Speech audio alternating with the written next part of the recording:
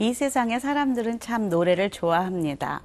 그런데 각자 애창곡이 있습니다. 그래서 무엇을 좋아하냐 물으면 꼭 자기 자신의 처지에 맞게 그 가사가 쓰여진 곡들을 좋아하는 것을 보게 됩니다. 찬송도 마찬가지입니다. 그가 어떤 찬송을 좋아하는지 그리고 부르는지를 가만히 보면 그의 인생의 그 굴곡과 삶을 표현하는 그런 가사들이 표현되고 있다는 것을 보게 됩니다.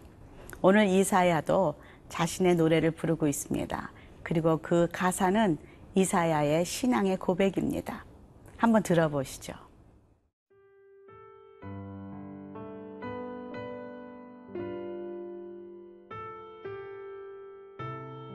이사야 26장 1절에서 7절 말씀입니다. 그날에 유다 땅에서 이 노래를 부르리라. 우리에게 견고한 성읍이 있으며 여호와께서 구원을 성벽과 외벽으로 삼으시리로다. 너희는 문들을 열고 신의를 지키는 의로운 나라가 들어오게 할지어다. 주께서 심지가 견고한 자를 평강하고 평강하도록 지키시리니 이는 그가 주를 신뢰함이니이다. 너희는 여호와를 영원히 신뢰하라. 주 여호와는 영원한 반석이시미로다. 높은 데에 거주하는 자를 낮추시며 솟은 성을 헐어 땅에 엎으시되 진토에 미치게 하셨도다.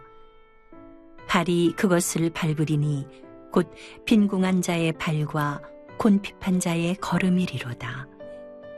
의인의 길은 정직하며 정직하신 주께서 의인의 첩경을 평탄하게 하시도다. 이방 민족의 심판이 지나가고 그리고 구원받은 자들의 찬양이 울려 퍼졌던 이사야서 25장을 지나서 오늘 이사야서 26장 또 유다 땅에 새로운 찬양이 울려 퍼지고 있습니다. 1절 함께 읽어보겠습니다. 그날의 유다 땅에서 이 노래를 부르리라. 우리에게 견고한 성읍이 있으며 여호와께서 구원을 성벽과 외벽으로 삼으시리로다. 이 찬양 소리는 그 사람의 신앙의 고백입니다. 그래서 구원을 경험한 사람은 자연히 하나님을 찬양하는 기쁨의 노래를 부르기 마련입니다. 아무리 파바로티 멋진 그 오페라 가수가 Amazing Grace, 나 같은 죄인 살리신 그 은혜 놀라와 아름다운 곡조로 정말로 높이 뽑아 부른다 할지라도 그가 하나님의 그 은혜를 경험하지 못했다면, 하나님의 구원의 손길을 믿지 않았더라면, 잡지 않았더라면 그것은 찬양이 아니라는 것이죠. 그저 자신의 목소리를 뽐내는 소리에 불과합니다.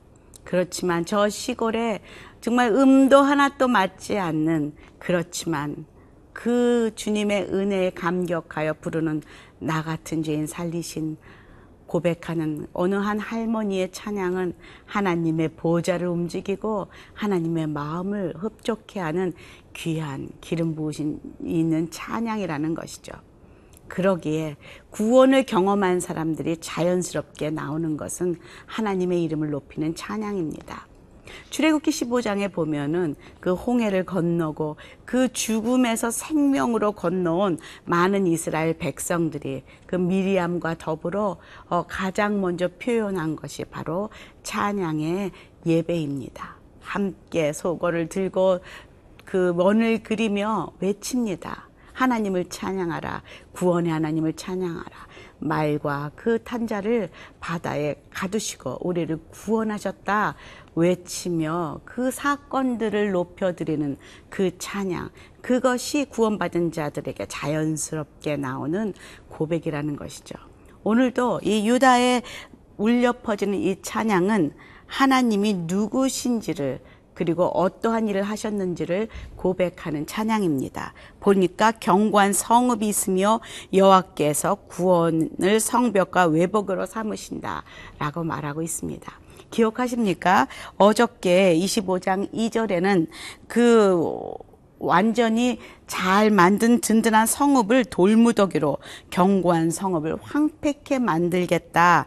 영원히 멸할 것이다. 라는 노래가 들려졌는데요. 근데 오늘은 하나님의 구원은 그런 든든한 성읍이 될 것이고, 그리고 또 그 구원은 든든하게 영원할 것이다. 라는 찬양을 부르고 있다는 것이죠. 여러분들의 그 찬양의 그 베이스는, 기초는, 뿌리는 어디에 있습니까? 혹시 내가 기뻐서 부른 찬양에 그 찬양의 뿌리가 내가 가진 물질에, 명예에, 권력에, 인기에, 지식에, 사람들에게 자랑하고 보여줄 것에 그 뿌리가 있지는 않은지, 그것들은 곧 색이 바래고 무너질 것들입니다. 그리고 사라질 것들입니다. 영원한 것은 오직 하나님의 사랑에, 하나님의 믿음에, 하나님의 소망의 뿌리를 내리며 하나님을 바라볼 때에 진정한 영원한 찬양을 하나님께 드려질 수 있으리라 믿습니다. 그래서 영원한 믿음, 소망, 사랑, 그 주님을 믿고 그 하늘나라를 소망하며, 그리고 주의 그 구원의 사랑에 뿌리를 내릴 때 우리의 영원한 찬양이 하나님께 들려지리라 믿습니다.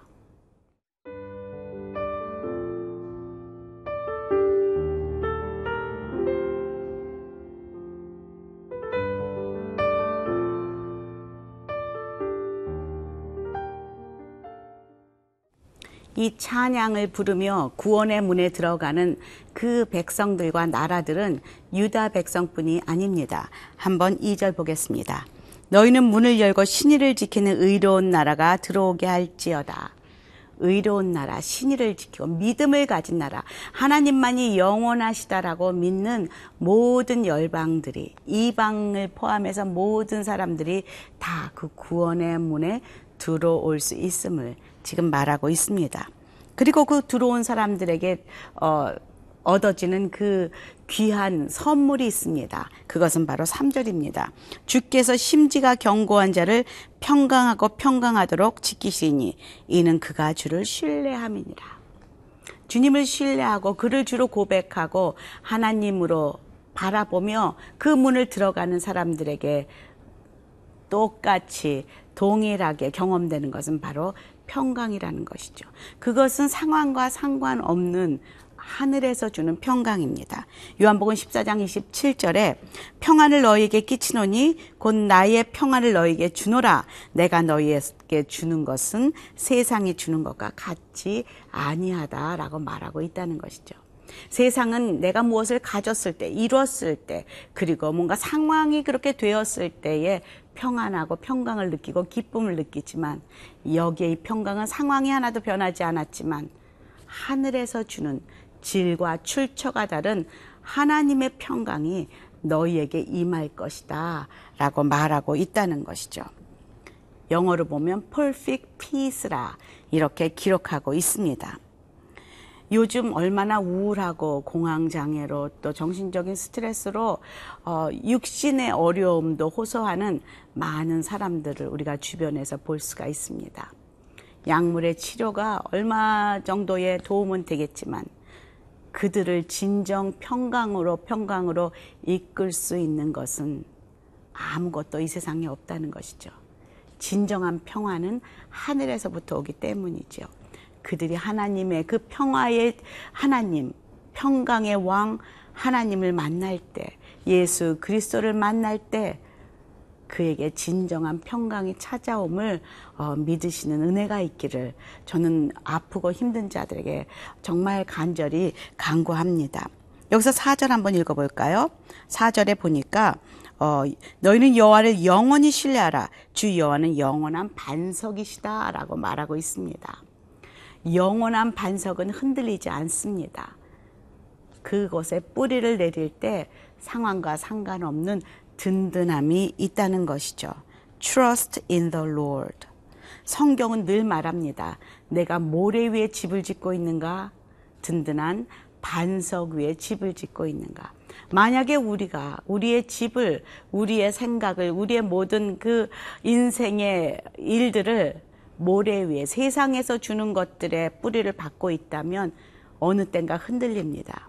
그런데 평상시는 잘 몰라요. 우리 믿는 자들도 평상시는 내가 하나님의 그 말씀에, 믿음에, 소망의 뿌리를 내리고 있는지, 아니면은 세상의 물질에, 인기에, 명예에 뿌리를 내리고 있는지 잘 알지 못합니다. 언제 그것을 알 수 있습니까?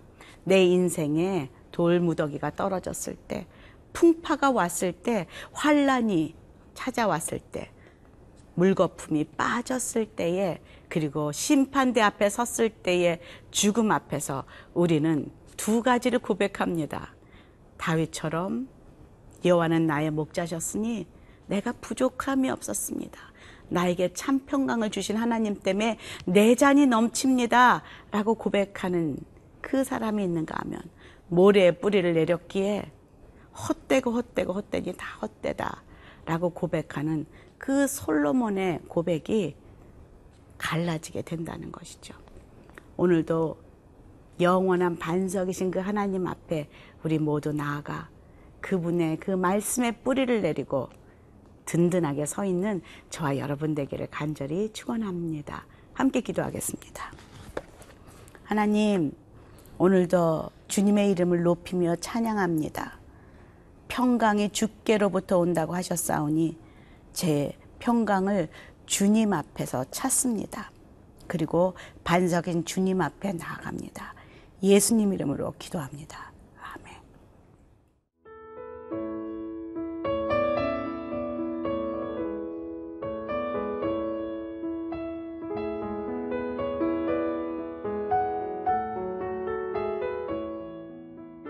이 프로그램은 시청자 여러분의 소중한 후원으로 제작됩니다.